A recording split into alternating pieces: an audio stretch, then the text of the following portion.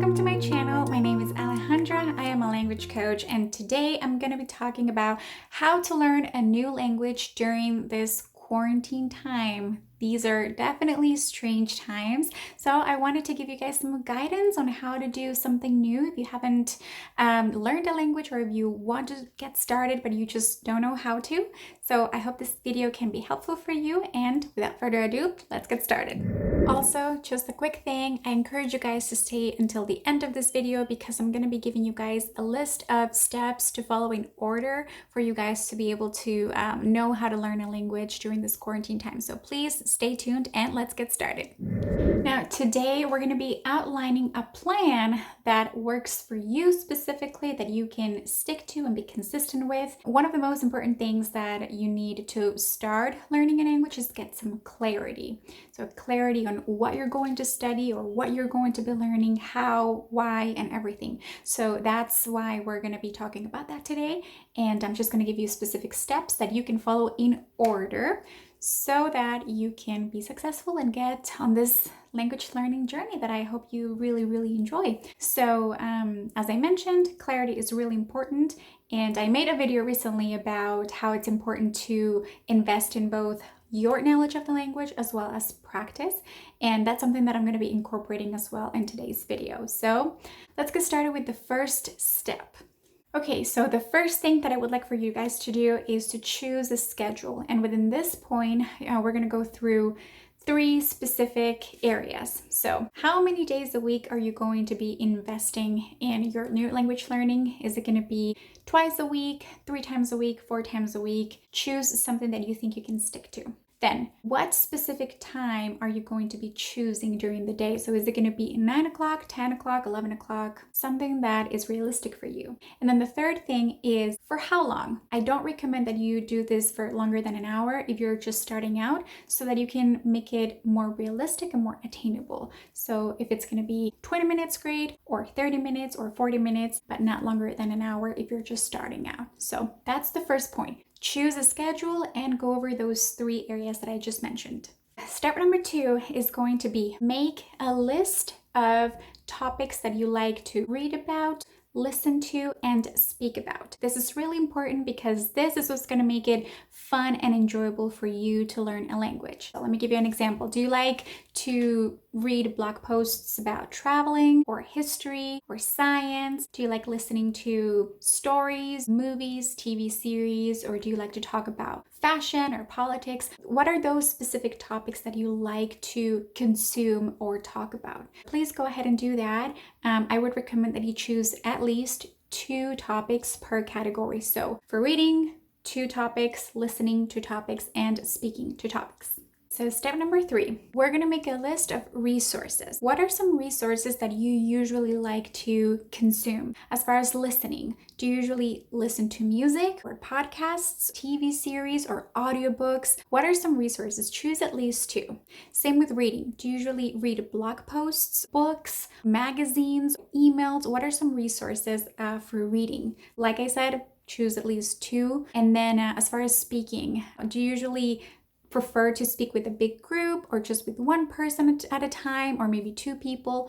What are some, settings in which you feel more comfortable speaking? So choose that. So step number 4 is going to be choosing from the 2 lists above that you have just made. I would recommend that you choose 2 resources and 2 topics per category if you have a lot more than just 2. So the goal is to just narrow down everything to 2 so that you don't go crazy trying to look for different types of information, but you just always stick to 2 to start with. Go ahead and choose those 2 per category. If you have a lot more, if you just have 2, that's fine. It's going to be just those 2. But if you have more resources or more topics than 2, just go ahead and choose 2 per category. Okay guys, here on step number 4, you're also going to do some research. Let's say that you are learning Spanish and you have already decided that your favorite resources are usually podcasts and movies. So you're going to do some research on what podcasts and what movies there are available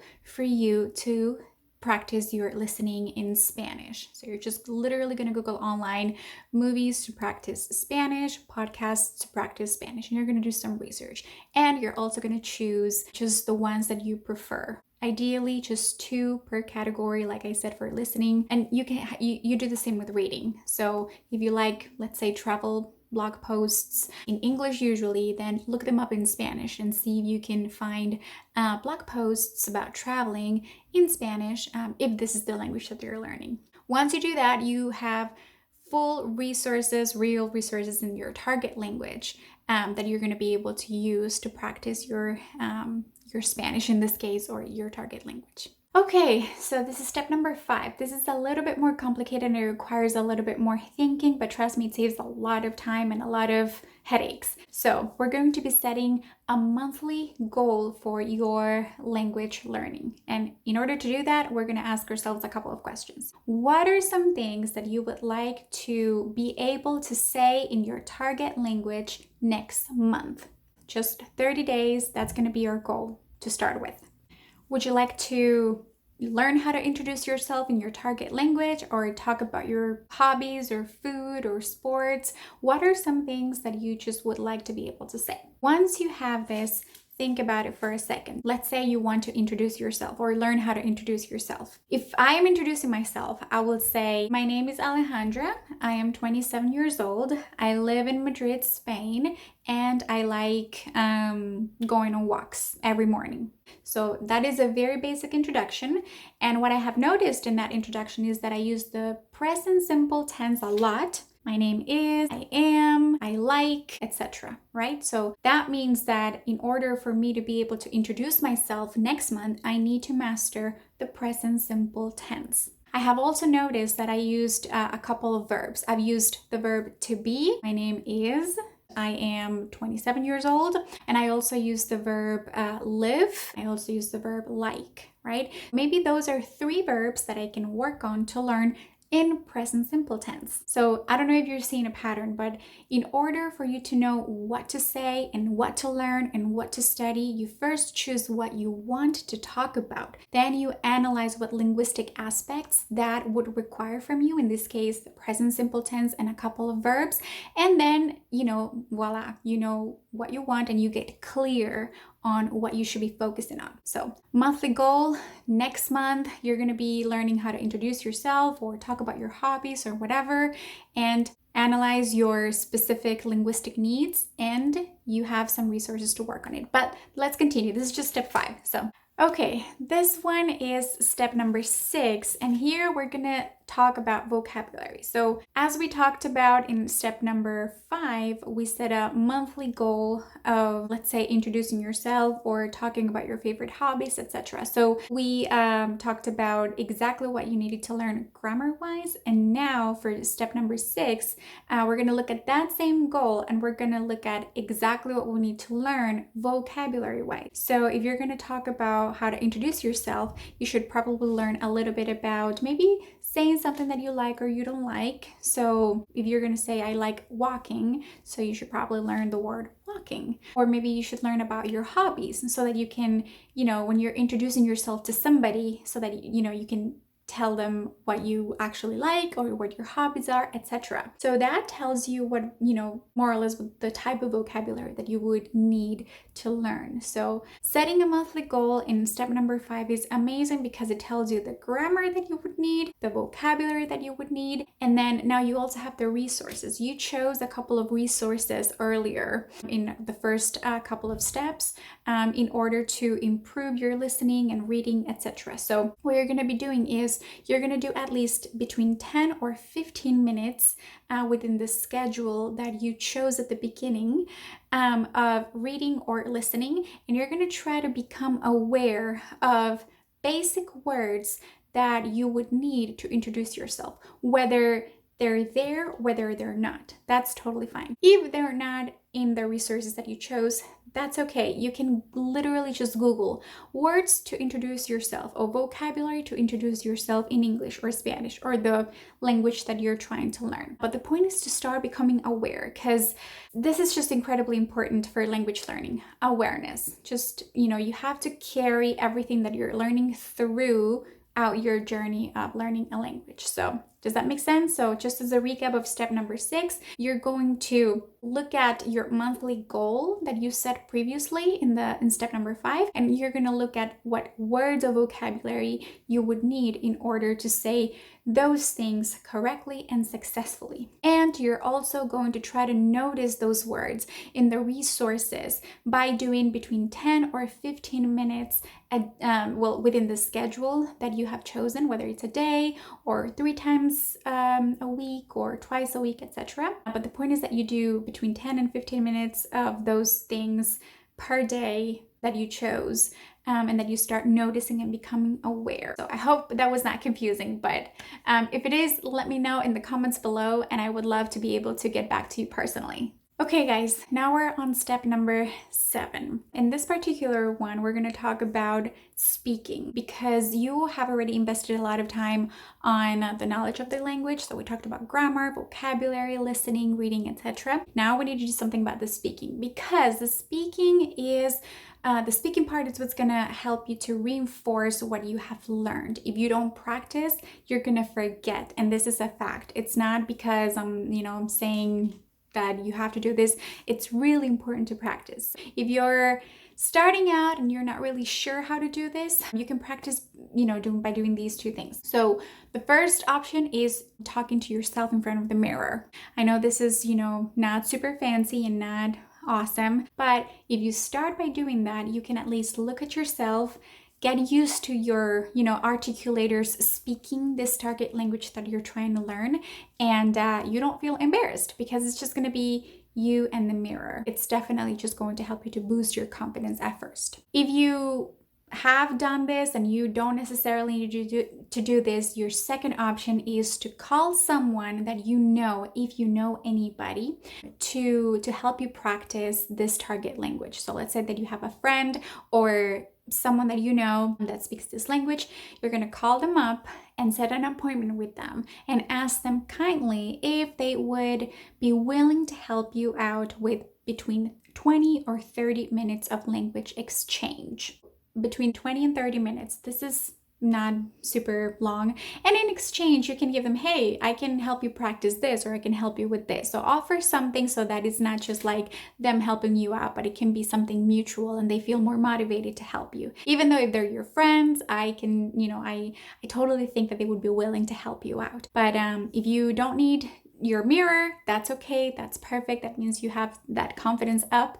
But if you need to do that for the first couple of days, the first couple of weeks, that's totally fine. It's just a way to get you started and to reinforce your knowledge of the language, because like I said, practice is, a reinforcement of what you know. If you don't do this, you'll forget the language and there would be no point in you trying to learn a new language. And remember, this needs to be something fun. This doesn't have to be a torture or something. If you do this, it's because you want it and you want to better your skills and perfect your skills. So step number 8, this is the last step. And this is just basically you exposing yourself to the language as much as possible. If you don't expose yourself to the language as much as possible, it's going to be hard. No, you don't need to travel to this country. Now in quarantine, you cannot travel, but you do have your, laptop or computer, whatever you have, a phone, and you can just do so much. There are so many YouTube videos, movies, TV series available.